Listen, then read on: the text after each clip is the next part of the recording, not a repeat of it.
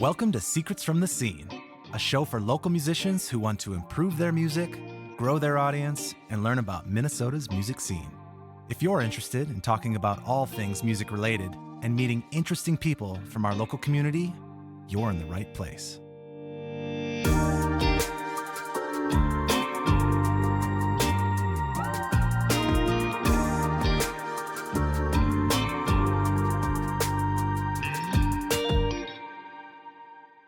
Welcome to Secrets from the Scene. My name is Stephen Helvig, and I'm your host. If this is your first time joining us, welcome. Thank you for giving me your time and checking out the podcast. This is a podcast for local musicians. I'm based here in the Twin Cities. I run a recording studio and produce local artists. I've been doing that for 15 years. And this podcast is all about helping the local scene, specifically new artists that are trying to figure out where to start and how to move through the industry quicker. If you're listening from outside the Twin Cities, outside of Minnesota, there's still going to be a ton of information. Every episode, I bring on a guest that is from Minnesota, but we talk about things that are useful really in any local scene at all. Artists talk about their story. We have producers and engineers, music publicists, retail shop owners, you name it. There's all kinds of different episodes, so check it out if you like this. Today's guest is Tommy Rehbein, and Hi. And I'm excited to pick his brain about today's episodes, which is going to be like all about maximizing resources for indie artists. You know, typically a lot of people getting started off are going to be on a pretty tight budget.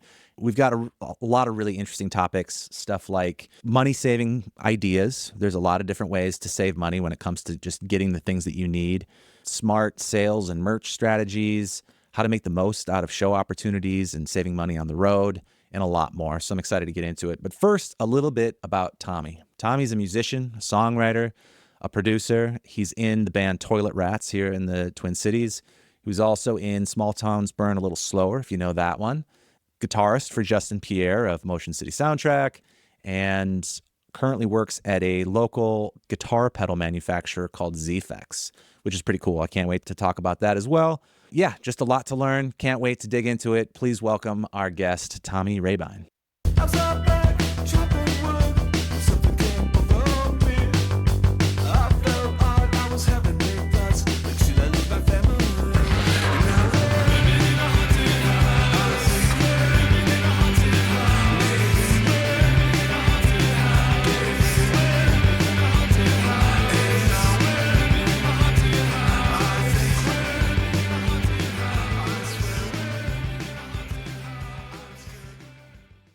Salutations.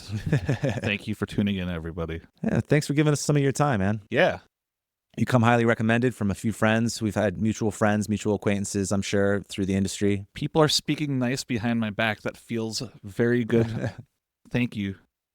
Of course. Yeah, I thought this episode's going to be helpful. We've done kind of similar things, but I think we, just the little bit that we chatted before the episode, I think there's a lot of great ideas here. You've, told me that like this is how you've been doing things for a long time, and you're sort of an expert when it comes to like figuring it out with limited resources.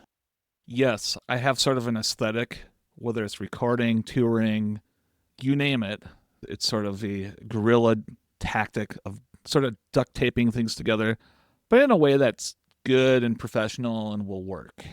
Yeah, and it is an aesthetic. And now, like having something be really specifically DIY, especially in the recording sound, is a thing. But it's also just a reality for people. Sometimes it's not a choice, and they just need to make the most out of what they got. I'll tell you what, I would love to come do a record in here someday, but sometimes I've just paid a medical bill, and I've got to cut guitars at home. That's just life. There's some ways to do it if you're going through something similar that are effective. Yeah. All right, well, before we get into the meat of the episode, tell us a little bit about yourself and your background. I gave kind of the highlights, but why don't you fill in a little bit more of those blanks? Sure. I've been playing in bands for years, and then I build guitar pedals for my day job. And now being an elder emo, I'm really enjoying finding mentoring roles. So some of that's producing, some of that's teaching people how to fix things. Some of that is if I see somebody's kind of hungry and after it, I'll recommend them to places that are hiring. Mm-hmm. So yeah, I've just been kind of growing into some more mentor roles, really loving that. I do play in a band called Toilet Rats. That's right, Toilet Rats. You didn't hear that incorrectly. I probably doomed myself in some ways by choosing such a name, but whatever. And I love the name, by the way. thank you. Yep. And yeah, my day job, build guitar pedals. I think I said that. I don't know. I'm just around Minneapolis. I like helping people. I like being creative and constantly learning new things, and think that's a pretty good summary. Yeah, absolutely. Side note, I gotta tell this story because, A, have you ever had an experience with a toilet rat? Thankfully, I have not. So I have a friend that has, and I can't, like, this happened in college, of course, college housing, pretty, crummy. Yeah. She moved into a place, I think probably her sophomore year, got Okay. got out of the dorms, moved into a college house with some friends, whatever, and was in the basement, living in the basement, and had a bathroom down there. And like one of the first times she used said bathroom, heard something, looked down, and there was a rat coming out of that toilet. That is terrifying. It is nightmarish, honestly, and I can't get it out of my brain. So when I saw your band name, I was like, wow. Maybe it was a PTSD situation that this is how you're dealing with it. Perhaps it's jarring, but no one forgets the name. Hey, it works. Well, hopefully nobody out there has had to deal with a real toilet rat. But if you had, share your story in the comments. Do you show up in some pretty interesting Google searches? It's pretty easy to find my music, which is really the goal. Everything's so saturated. So sometimes a goofy name, if it fits the vibe and the personality, why not? But yeah, something that happens on the regular, or that people like to forward me videos and memes and things of various rat content. Sure. And I've just learned to embrace it. All right, let's get into the first part of today's topic. Yes. Navigating tight budgets, saving money as an artist. So I know we already brainstormed a few things. Do you want to kick it off of like money saving ideas? Idea number one. All right. So we shared some notes. Buying gear on a budget. Now, this is where my experience at ZVEX can really help some of the people watching today. You need some new gear, right? Your stuff's breaking down, or you maybe just need something that sounds a little bit better and you need to step it up a notch, but you don't have a lot of money for that new shiny pedal. I'll tell you a little secret, guys. Our company and a lot of other companies out there have a shelf in the office called the second shelf or the scratch-and-dent shelf. A lot of these pedals just have a little nick in the paint or maybe some of the artwork rubbed off. The stuff works perfectly fine, but it can't go to a store.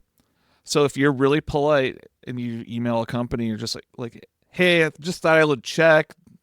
I'm not expecting special treatment, but I tour a lot, and I was wondering if you have any scratch and dent stuff you'd sell at a discount. I would say 9 times out of 10, they'll honor that request, especially if you're super cool or if you offer to tag them in a post of your pedal board or something. Yeah.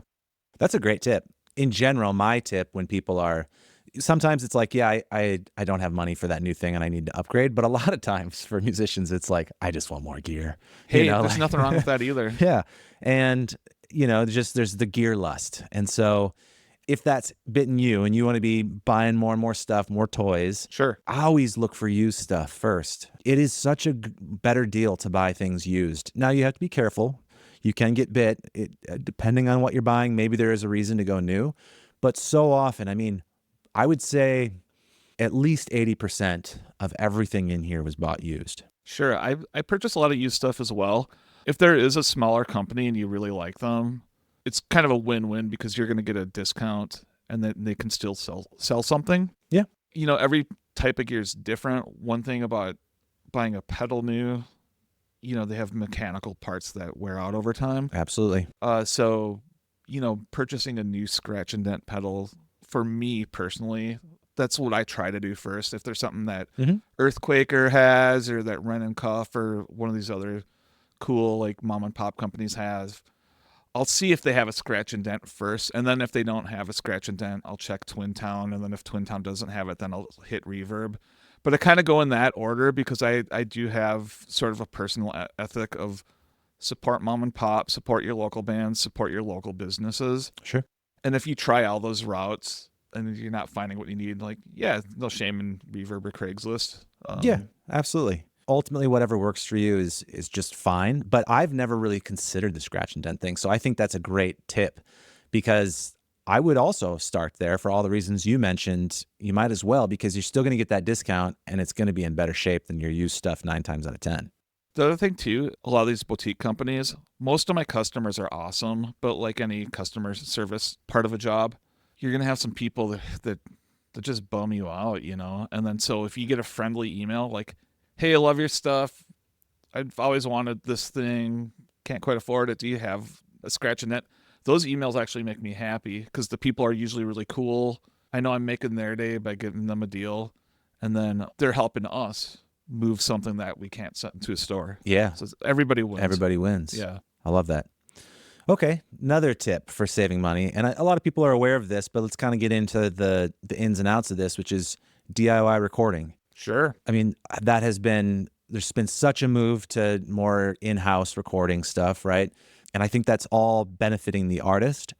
But, you know, there's challenges to that too. It does take getting some gear. Yep. It does take a certain level of knowledge. What can people do if they want to get started with this, or, you know, are worried about the trade-offs? Plan your session a bit. So like make a storyboard or get a little whiteboard. Maybe know ahead of time the song needs kick, snare, a couple toms, a couple overheads. You're going to do 2 guitars, hard pan 'em, bass, and then maybe a couple vocals. And stick to that, and then just get that down first. And then worry about the bells and whistles. Watch YouTube videos. Just learn basics of mic placement. When I first started, I used to have phasing issues because I wasn't placing my mics in the correct places. But if you watch some YouTube videos and just experiment a little bit, get out this old thing Dad has called the tape measure. Just some real basic stuff like that. And honestly, don't try to bite off more than you can chew. Heck, when you're first starting, I always say it backwards, Glyn John's method, where you just have just a couple mics on your kit. Mm-hmm. Because less is more most of the time. KISS, keep it simple, stupid. Honestly, if you've got $50, you can get a used SM57. That's going to sound pretty good on your guitar most of the time. Oh, yeah. You can even sing into it if you kind of like that stroke sort of thing. The other thing, know your limitations and work within them. If you're like, hey, I can afford an interface with 4 inputs and I can afford a few SM57s, great. Just start there, track some stuff, and then if you're sitting there like up at 3 a.m. trying to tweak your mix, a friend of mine said you're basically in a sandbox and you get to a certain point where you're just pushing the sand around, but you're not really making anything better. You know what? That's where you send it to a friend like Mr. Helvig or another mix engineer that you trust and has a good track record. Because you know what? You did a lot of the lion's share at home, and then you're like, okay, I felt pretty comfortable miking a cab and playing a guitar part. My mixes are sounding like cardboard boxes. Hey, you got it as far as you can, and you did a lot of the heavy lifting. Yeah. At that point, hire someone to mix it or master it. I think that's all great advice. There are going to be trade-offs, especially when you first start with the DIY recording stuff. But the bottom line is it can be a really great way to save some money. And in the long run, having some of those skills will benefit you as an artist. So I do encourage everybody to have some level of a home setup. But I think the first thing you have to ask yourself is, do you want to become an engineer? Do you want to be a producer? Like, if those things sound terrible to you, then I would keep your home setup very limited. Don't invest much into it. Just get a simple interface, one mic, and use it to be able to record demos at the very least. Yeah, I can't emphasize enough how important demos are if you're planning on making a record, because you can waste hours in a studio. Exactly. This will save you money still by doing some of that prep work ahead of time and making demos. If you are interested to be an engineer or producer and it's like, yeah, I would love to learn this, then your advice about don't bite off more than you can chew and like just being realistic, like take your time. This is a process. It will take time. You can start small. You don't have to go all in right away. Make improvements as you go. And additionally, if you can afford to collaborate with a producer, a mix engineer, a studio, whatever level that you want, in those early days, that's really beneficial because you are paying for a record or a piece of a record to get done for you if it's just the mixing or something like that. But you're also paying for the experience, and that's going to give you so much knowledge. If you do one day in a recording studio with an engineer you like and just watch them, you're going to get so much that you can take home. Absolutely. Everything I know, well, everything you know in life you learn from somewhere, right? So you put smart and gifted people around you, you're going to learn things from them. So be deliberate who you're working with, and if there's someone out there that you really respect and you're like, this person's put out a lot of records I dig, hey, maybe it's worth the investment to go spend a couple days with that person. I also want to delineate producer, engineer. Engineer is generally someone running the controls. It's more technical. Producer tends to be, the way I think of it, is more old school, kind of like a coach, like somebody who really can understand the vibe of a song or the vision of the artist, or is good at structuring a song. And a lot of times you have people that do both, especially in this day and age. Absolutely. But sometimes I'll just go to a band's practice with a notepad and we'll kind of work on arrangements, and then they'll go work with someone else to actually record it. But I still did, like, producer work in the pre-production phase. Mm-hmm. At anything you do in life, if you work with somebody who's already done the things that are your goals, you should really lean into that and try to learn from people that you respect. Agreed. And it kind of goes back to the same thing with, like, you're also then supporting a local studio or a local producer or whatever. But I think that there's a lot to be learned there, and that can be a really great resource for you down the line. I'd also like to say, don't be afraid to work with people who are experts outside of your chosen genre. I could probably work with a bunch of indie rock people and it'll be awesome, and there's a lot that I'll gain from it.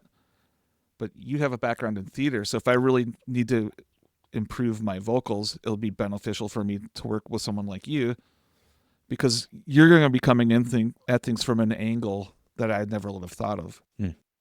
And sometimes it can be fun for a band who's used to doing everything on the grid and really precise and clean. It might be good for you to work with somebody who has a lot of fuzz pedals and can know how to, like, loosen you up a little bit, but they make good records, So I think if you can pull from a lot of different giftings and learn from different people and not get pigeonholed or get tunnel vision, it's going to make you better in the long run. Yeah.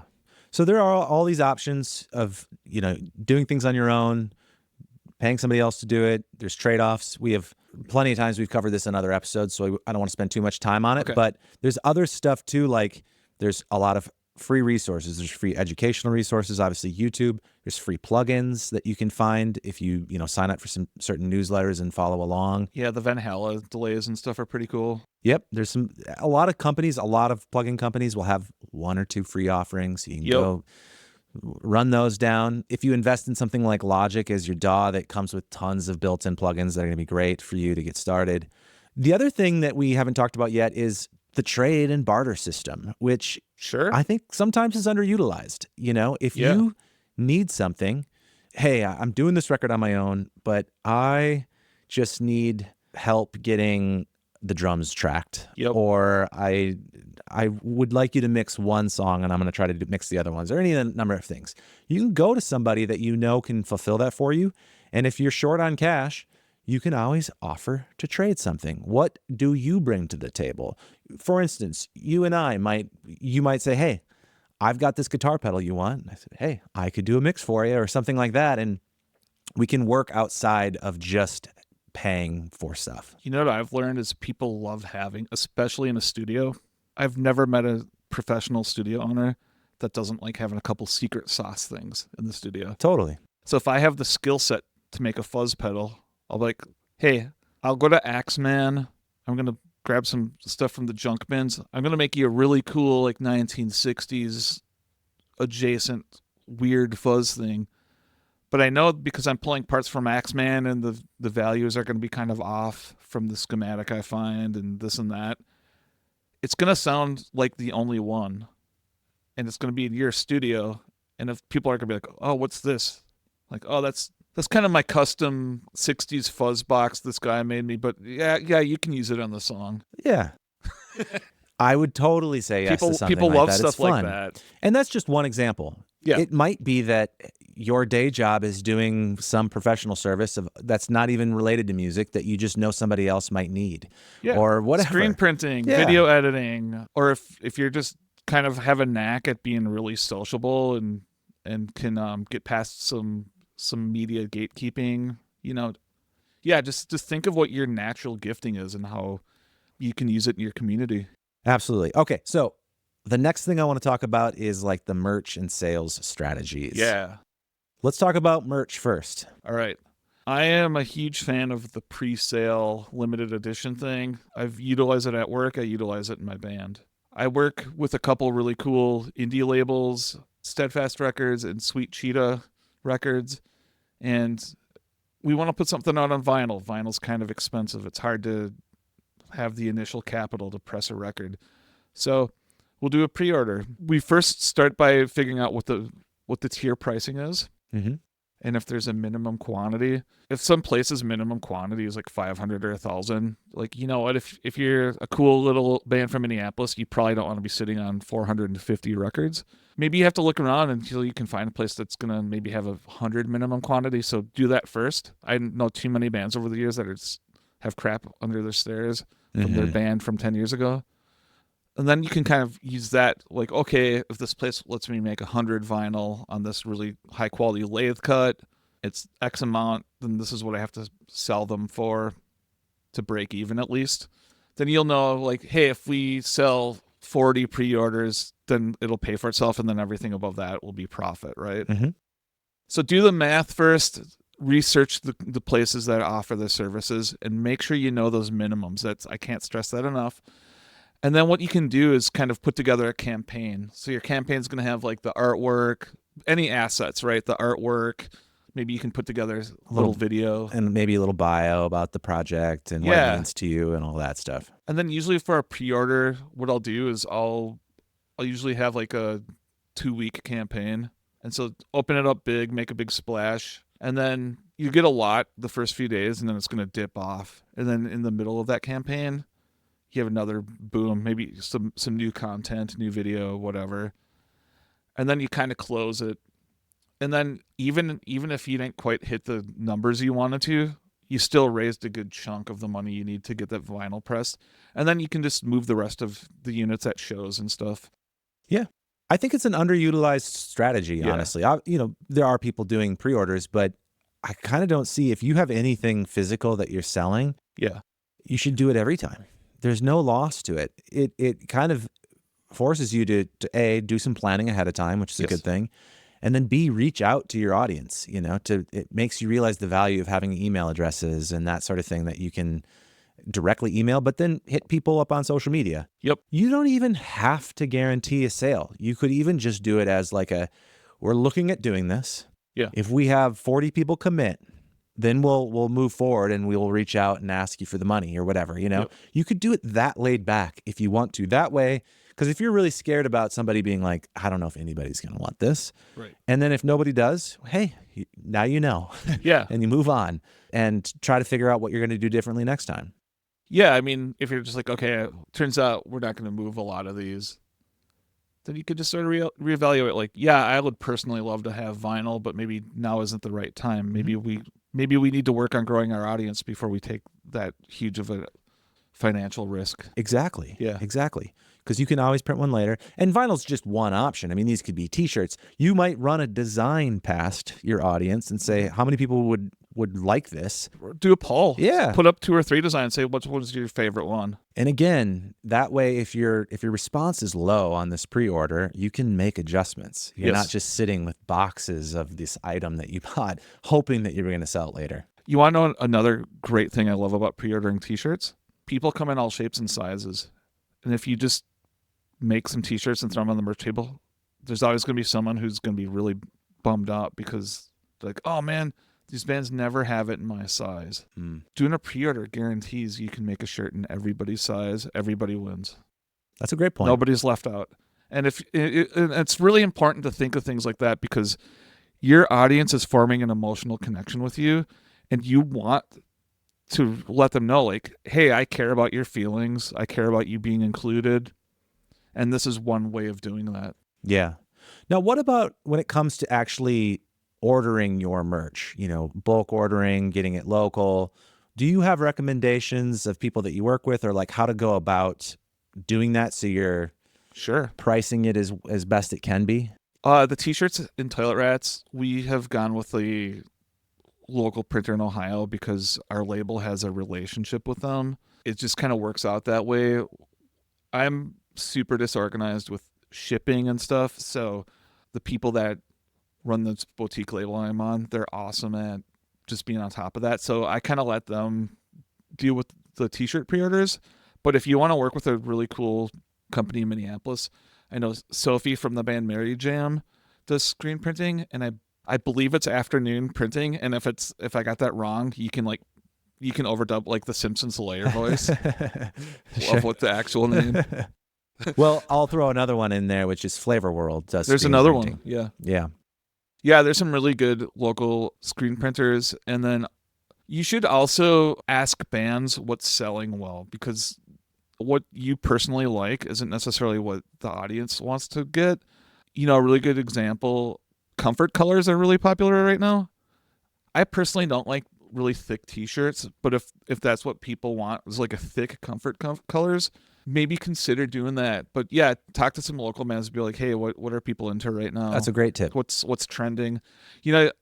Ultimately the t-shirts for the people that want to support you, so you want them to be comfortable wearing it. Mm-hmm. Yeah, totally.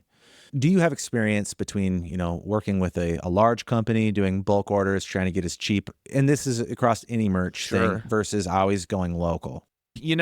I've always just kind of kept it local, because I just kind of come from that sort of the punk rock background, where I try to keep money in the community, and then also too, if just having that customer service and being able to talk to someone and address concerns, I'm willing to pay a little bit more.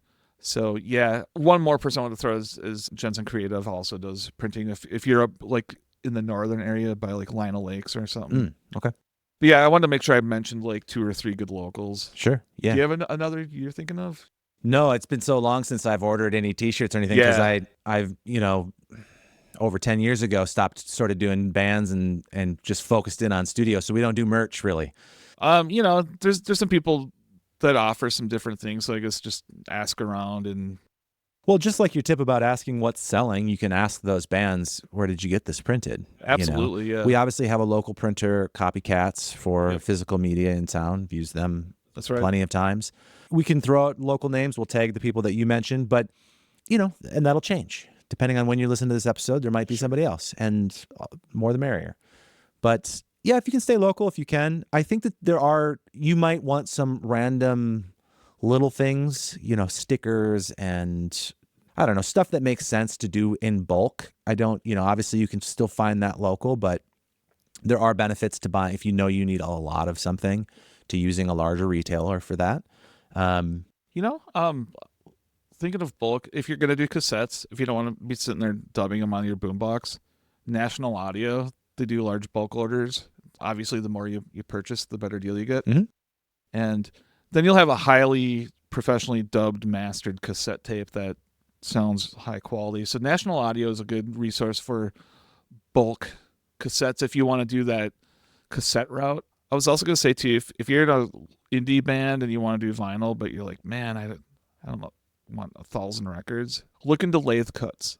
They've come a long way. Lathe cuts 10, 15 years ago, people would be like, oh, I don't know about the quality, but they're getting so good now that you can't tell a difference. Art, another thing I want to talk about when it comes to merch is making things limited. Yeah. Using scarcity to your advantage. Absolutely. Limited edition items are great. And again, I kind of think are underutilized.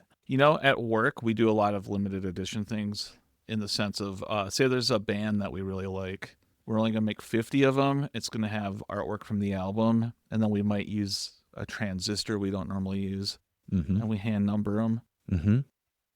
And then you get it from the band. And then that way they could bundle it with their albums or t-shirts if they would like.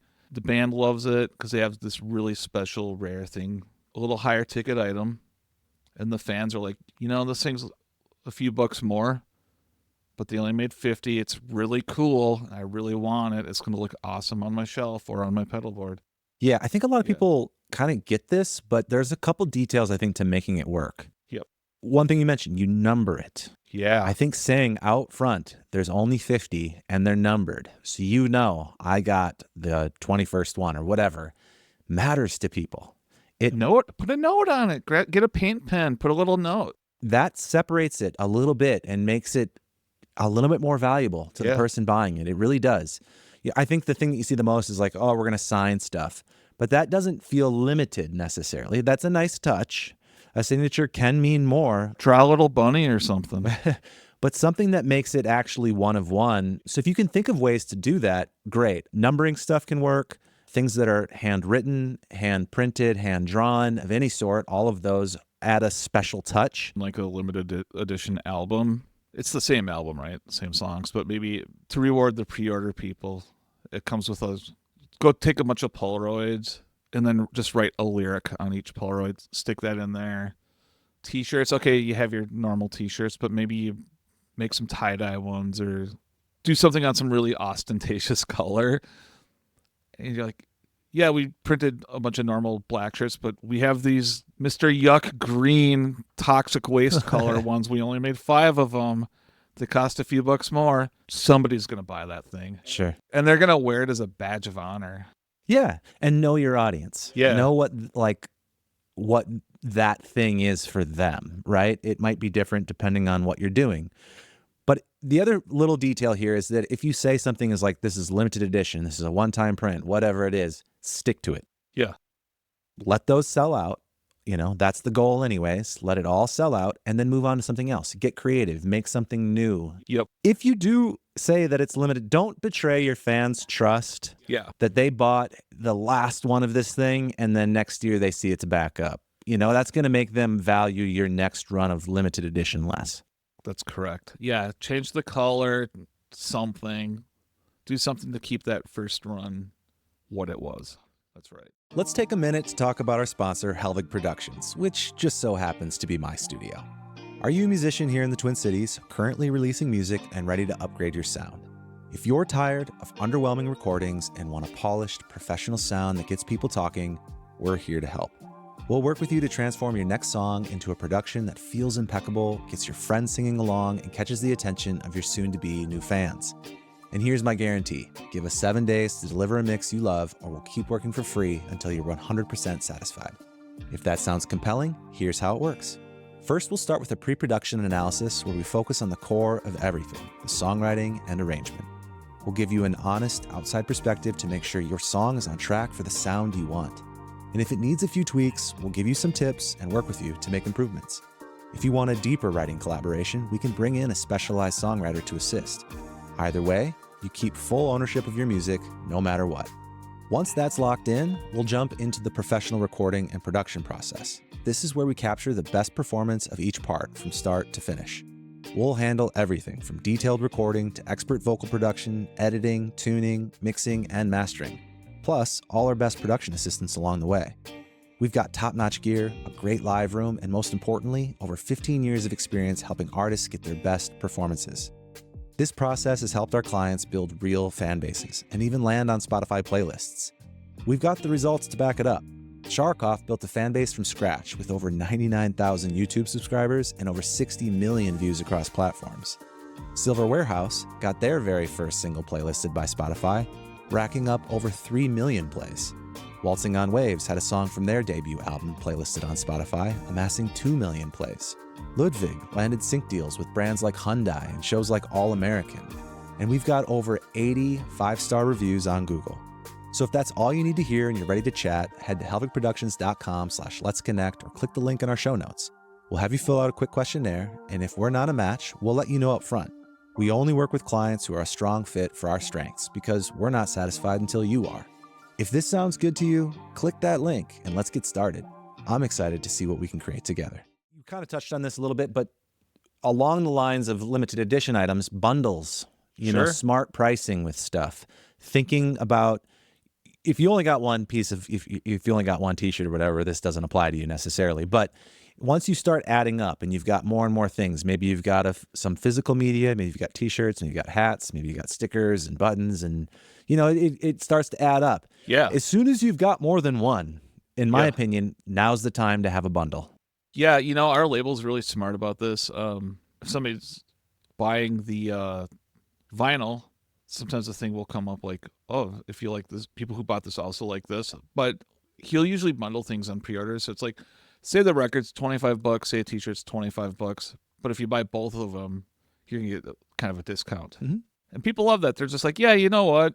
I'll buy the shirt. Why not? And then they save a little money. They help the band. Yeah.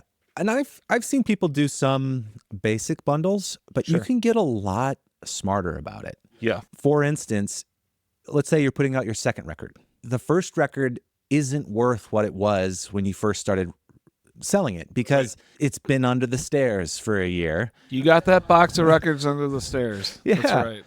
And at that point, you can use it as an incentive with other things to really make some bundle look really attractive. Oh, yeah. Where it's like, okay, the new record is $25, if that's the case.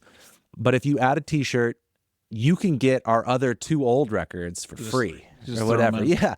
And then you'd be surprised at how many more people are going to be like, well, I wasn't thinking about getting a t-shirt, but now I am going to add that t-shirt in because I get all this extra free stuff in there. Absolutely. That stuff really works. And if you're not sure where to start with it, literally just enter that stuff, what you have, put it into ChatGPT, and it will kick out a smart strategy for you and test it out. See how it works at a show. Sure. I fear our AI overlords, but at the very least, make a spreadsheet. You know, I want to talk about tchotchkes for a second. If you do any mail order, throw in some freebies, even little things, patches, stickers, pins. Get some pics made of your van. Pics are so cheap. Get some pics. And then throw those in. Or at a show, instead of putting a bunch of stickers and little pins and stuff on the merch table, because all that stuff gets knocked on the floor, or people just people think they're free and they just grab them and walk off with stuff. Just get like a little 6x4 Ziploc bag or a milk cloth bag and just put a couple pins, a couple stickers, and a pic in there. And then that bag is $5. And then that way there's something at the table that's really cheap and you're not sitting there counting quarters and dollar bills. Yeah. Yeah, absolutely. Most people have no problem paying $5 for a bag with a bunch of cool little things in it. Agreed. Yeah.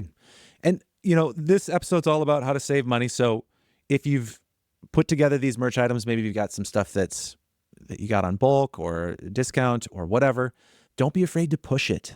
Yeah. Don't be afraid to sell the stuff. Talk about it on stage. Be at the merch table. If you want to sell this stuff, it does take some salesmanship. That brings me to a point that I had written down in my notes. Sure. Every band is going to have that person who's either charismatic or maybe they're the main lyricist or whatever. It's not that they're extra cool or extra important or a rock star, but for whatever reason, they're that person in the group. Or if you're a solo artist, you need to be at that merch table the second you're done playing. That person should be. So it's usually the lead singer. I'm not going to lie. Yeah. You know, when I tour with Justin, we just sort of have this agreement. Like, Justin, when we're done, you need to be at the merch table because there's people waiting to do selfies. And then when they're doing selfies, that's usually when they're going to pick up a record because they're going to want them to sign it or whatever. I don't mind wrapping a few extra cables and grabbing your amp. No problem to me. It takes me a whole extra 2 minutes, right? Mm-hmm.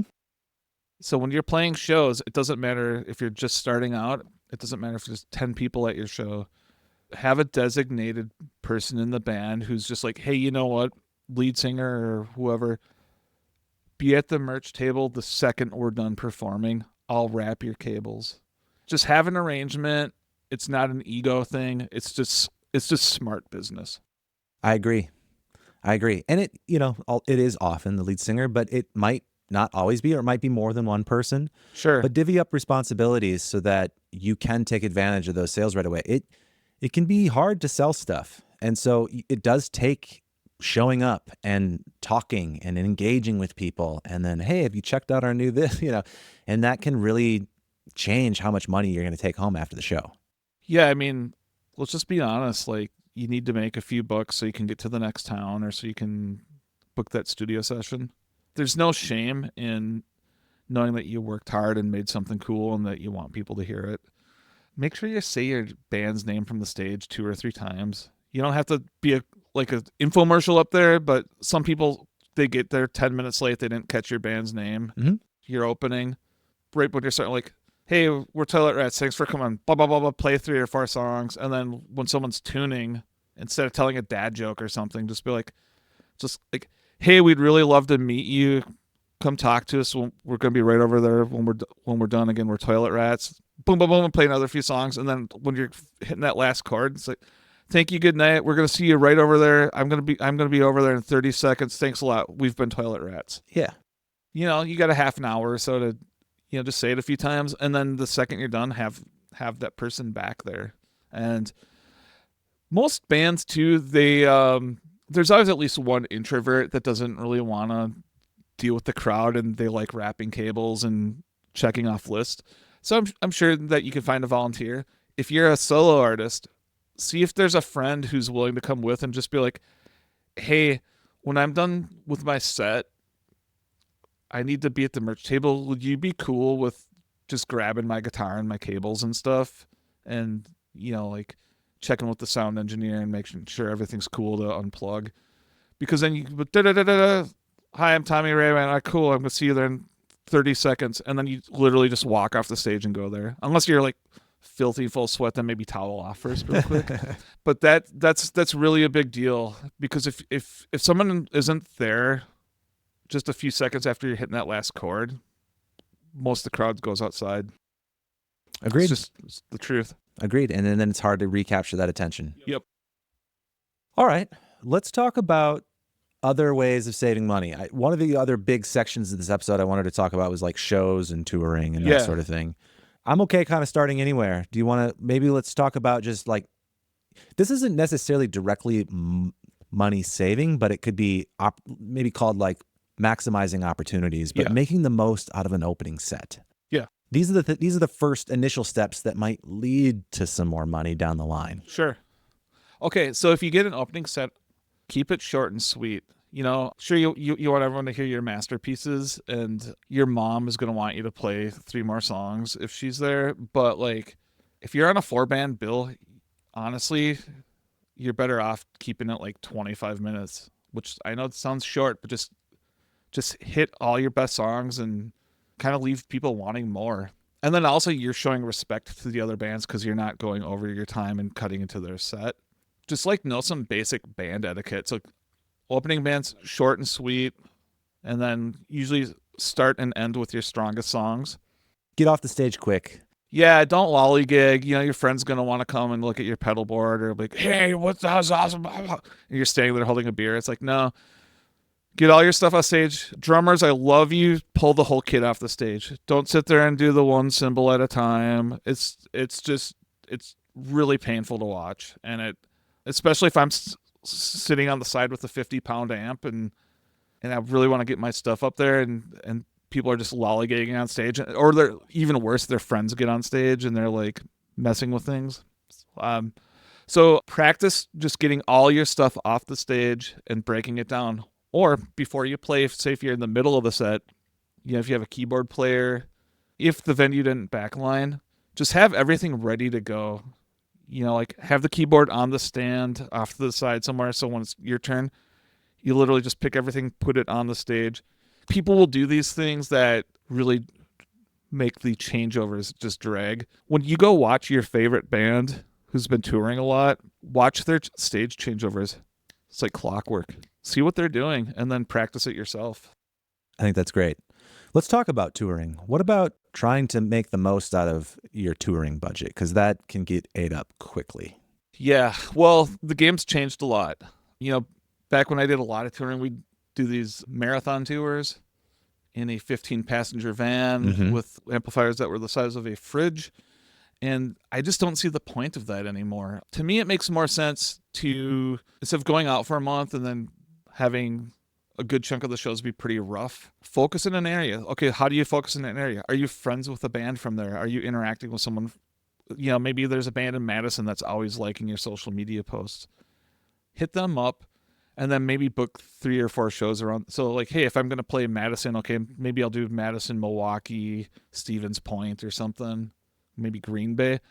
Everybody thinks they have to do Milwaukee, Chicago, and those are great. But places like Madison and Green Bay and stuff get overlooked. So if you actually go there, people make a little bit more of an effort to go to the gigs. Yeah, so instead of going out for like a month, maybe focus on going out for like 5 days and just having a real concentrated tour. The great thing about that too is you're not going to have these like super wild 8-hour drives. Your drives are going to be more like a a few hours. So you're saving a ton of gas. You're not showing up super strung out, unslept, having eaten poorly. There's really a lot of benefits to doing it this way. Over time, once you've started making connections, then sure, do longer tours. Great. The other thing, you're always going to want to play with a local band from wherever you're visiting, because the reality is they're going to be drawing most of the folks to the show. But also, if you got a relationship with this band, like, hey, you know what? We really have to save money. We're going to drive my Toyota Camry to this gig. Can we please use your drum kit and your amps? We'll bring a snare drum and cymbals. We'll bring our pedal boards. And then you can actually like get your band there in a minivan or in a like a hatchback or something. Mm-hmm. So you're not dealing with a gas guzzling giant van. You're not dealing with a trailer that gets stolen all the time anyway. So think about ways that you can just sort of show up and be really efficient. Yeah, trading again, Yeah, it is another form of trading, because you'll return the favor if they come to your town. Exactly. Think of ways, if you need to share equipment, to share resources. That can be lodging, it can be backline, like you suggested, any number of things. Yeah. And then return the favor for the people when they come visit your hometown. It's a win-win. Everybody gets to have a cheaper route to tour then. Yeah, I understand. I'm sympathetic to people that they're like, hey, I really like to play my own drum kit. I really like to play my own amp. I get it. But maybe when you're just kind of starting out, just be cool with bringing your snare, cymbals, and like kick pedal. Budge a little bit just to make it work, Yeah. And obviously, if you can do it the other way, then that works too. Sure. You don't need to do it this way. It's just, if you're looking for ways, if you feel like resources and money's been holding you back, these are all just options to help you get through it. You don't have to do it this way, though. Yeah, it's not the law. Yeah. Kind of going back to what we were saying about, when you said, make sure you say your name on stage a few times. Yeah. Especially important when you're playing for new people on tour. That goes for saying your name, promoting your merch, but also talking about any other alternative revenue streams that you might have. Do you have a Patreon? You should be pushing it. Do you have something exclusive on Bandcamp? You should be pushing it. Any of those things. Don't be afraid to make sure you're talking about that at every show. I saw one band do something that I loved. They have their professional albums that are out streaming, and they're selling their albums vinyl. But the lead singer recorded some cover songs with just an acoustic guitar on like a Tascam 4-track, and then they like dubbed tapes of that, and then he just so it's literally just a 6-song cassette of like some cover, like lo-fi covers, and they were like $10. He didn't have to pay for a studio. And then it's sort of this cool thing of like the fans who are like, oh, I got this really cool home recording of this guy singing some of his favorite songs. It costs literally nothing to make. And then he just like put fingernail polish and stuff on the tapes. I thought it was the coolest thing ever, and I ended up buying a couple. He had a few different ones because he could probably knock out like 20 covers in an afternoon, because he was just doing one takes with one mic kind of a thing. Some people think, like, well, who would want that from me? But the bottom line is, if you've got enough of a fan base going where you do have those super fans, that's the kind of stuff they love. Well, the super fans want to know who your influences are. They want that. We kind of have this like connection economy right now.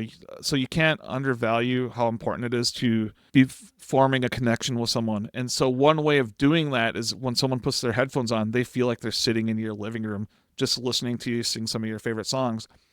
Now, they're covers, so they're not available online, and they were just limited edition, like each tape, he made X amount of them, and it said right there, special tour tape. So if I don't buy this tape tonight, I ain't hearing this again. Yeah. And he maybe sold more of those than the actual album that he was on tour for. Yeah. One other thing that comes to mind, since we kind of circled back a little bit to merch here, is if you're listening to this going like, I don't even have any merch, then do a digital tip jar.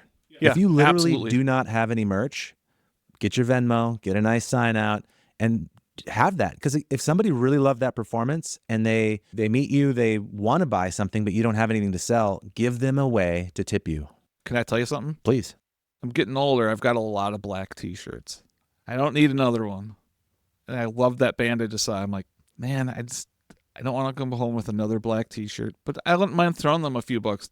They were great. If they have a QR code out on their table, I'll throw them $5 or $10 without even thinking twice. Yeah.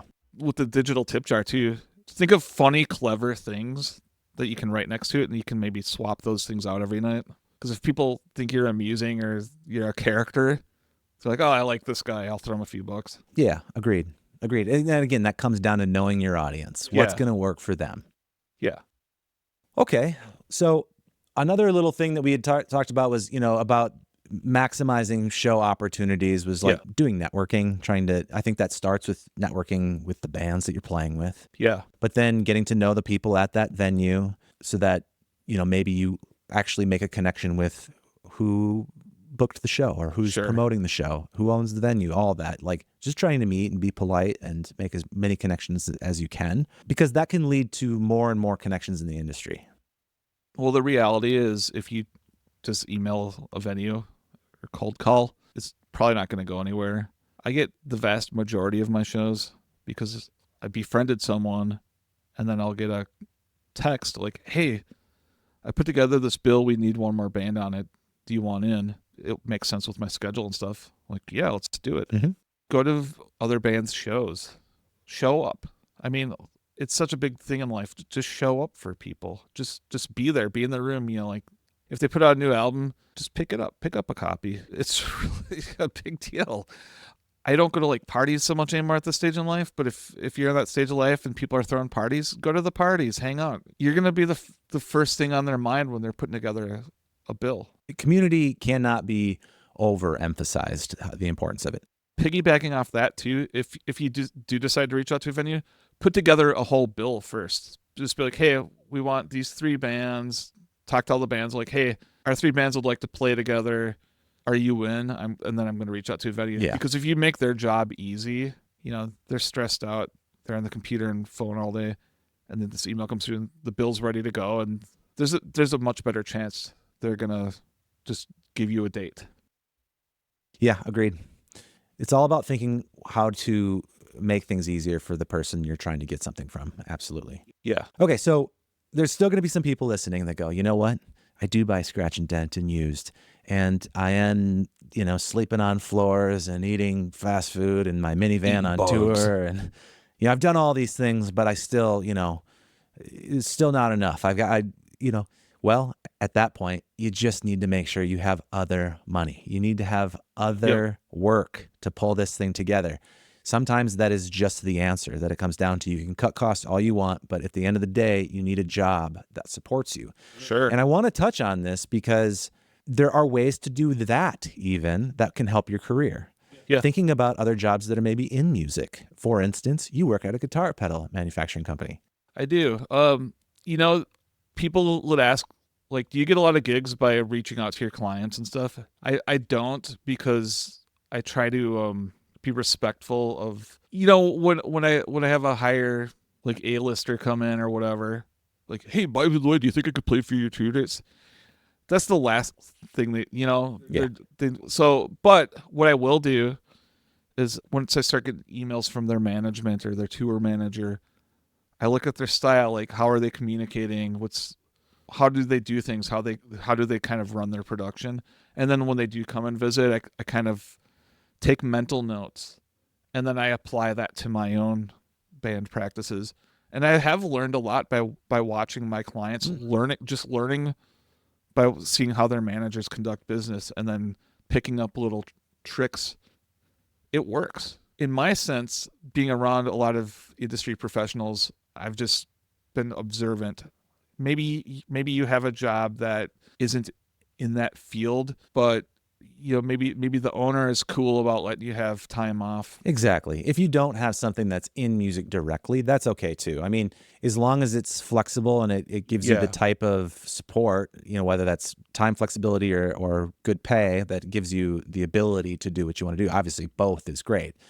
But there are opportunities. Yes. You can work at venues. You can work at retail shops. That's you can right. do all these things that keep you kind of in the music sphere and can lead to other opportunities. And you learn things. If you're working at a repair shop, you learn how to fix equipment. You can learn from the people that come in. You can learn communication styles. You can learn management, lots of different things.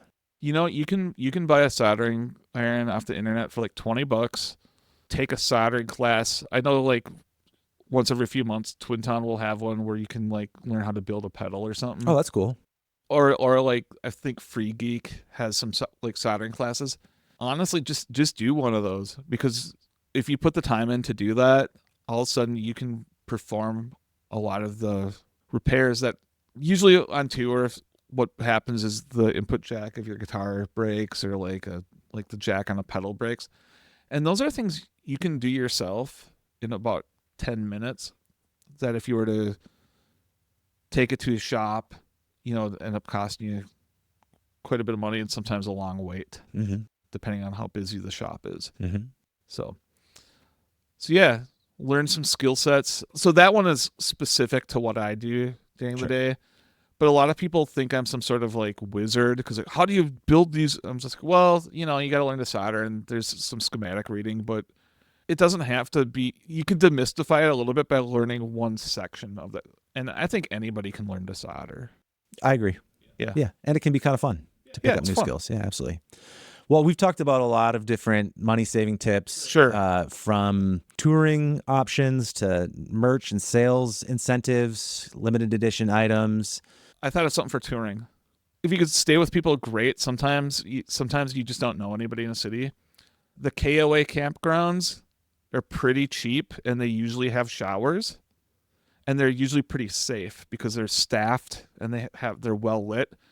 Now, if you have like an RV or something, it's going to cost more. But if you roll in a minivan, I think you could probably stay at a KOA for like $25. Crash in a tent if it's summertime, and then take a shower at the KOA shower and get rolling. Planet Fitness. I don't know how many times where I've crashed on a friend's couch doing a solo show or something, and then I go to Planet Fitness and take a shower, and then I'm on the road. That's a good tip. Okay, I think we've covered a bunch of great tips. And just to kind of recap some of them, of all these sort of maximizing your resources, saving money, first and foremost, looking at scratch and dent stuff, looking at used things. You don't always have to buy something brand new. Second, when it comes to merch, doing pre-orders every single time, polling your audience, finding out exactly what the demand looks like or might look like before you commit to buying boxes and boxes of whatever it is. Doing pre-orders, doing limited edition things. And when you do these things, make sure you mark them up a little bit. Make them special. Don't just sell them for the same price as everything else. Using bundling and sales strategies, using scarcity, all of that stuff can really help you make a few extra bucks and get to that next gig. When you do get show opportunities, making the most out of that. Make sure you say your name. Make sure you show up at the merch table right away. Make sure you're nice and you're networking and you're building your community. Can I add one thing? Please do. If you get the rare opportunity where you get to open some huge national show, nobody at the venue has heard of you, have something for sale that particular night only, highly discounted, just to get your name out. Yeah, that's a great idea. Absolutely. Just to draw a few more people back to that merch booth and take something home with them.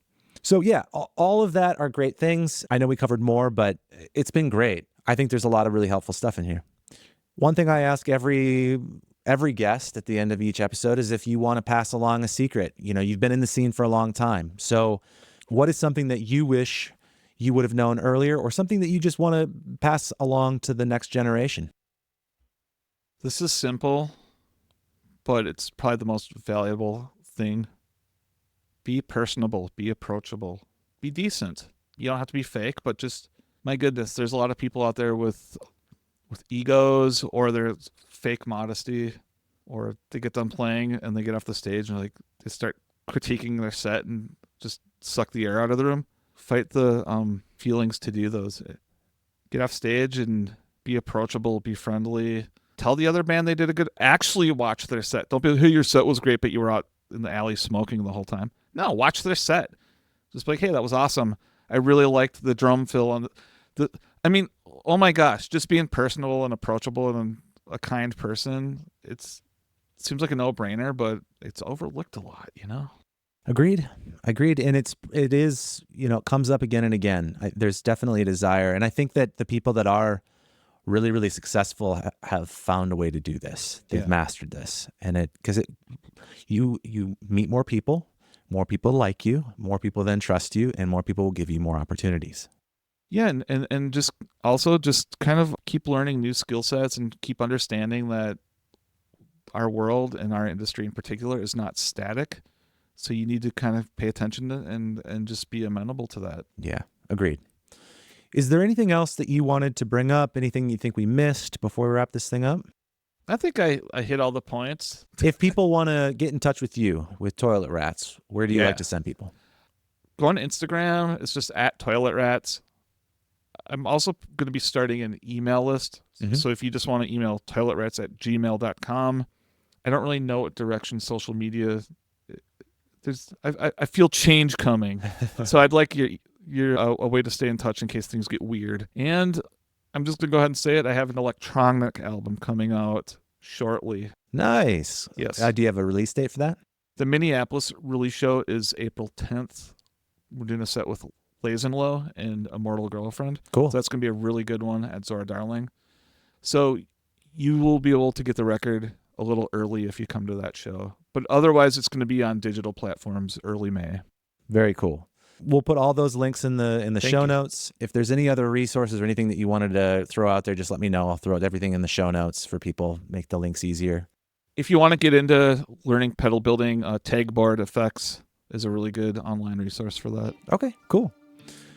Tommy, thank you so much for coming and, Cheers. and Thank you for having sharing me. all your insights. For everybody that listened, I hope you enjoyed the episode. Please share it with a friend if you think there were some tips that were useful for them. We always appreciate it. Click like, subscribe, do all those things that helps the podcast keep going. We'll see you next time.